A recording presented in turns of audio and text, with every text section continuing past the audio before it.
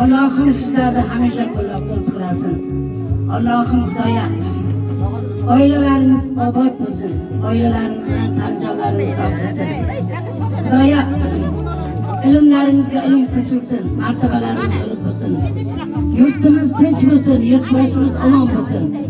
Shu kunlar yana takrorlanaversin. Zarda izzat hurmat qilib kelgan ukalarimga, bolalarimga, jiyanlarimga, qarindosh urug'larimga, kelinlarimga, hammaga, butun jahon ahliga, butun O'zbekiston ahliga tilaklarimni bildirsam, umrlari uzoq bo'lsin, rizqlari qaroq bo'lsin. Alloh hamisha qo'llab-quvvatlasin. Hamisha tanijonlari sog' bo'lsin. Hammani katta haydorga borish, shaxsan sizlarga ham katta haydorga borish nasib etsin. Alloh sizlarga rahmat.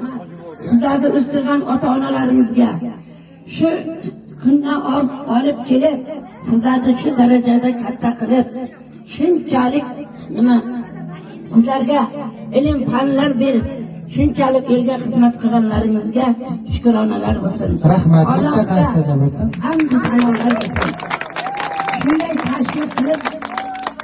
tashkil qilgan meni sherlik jonimga umrginasi uzoq bo'lsin, rizqingiz qaroq bo'lsin, ko'chgani bilan ko'cha qarisin. Ey Allohim, butun yurtimizni bemorlarni dardiga shifo bergin. Shularning qatorida hammamiz ham dardimizga shifo bersin. Allohim, shu zarda izzatga kelgan mashinalarimiz tagidan shamollar itib tursin. Yo'llarimiz bexatar bo'lsin. Alloh hamisha topganlarimiz yaxshi kunlar bo'lsin. Martabalarimiz ulug' bo'lsin.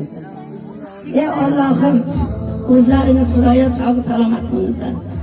Bütün hamma kunda nima tilaklari bo'lsa tilaklarga yetsin. Rahmat.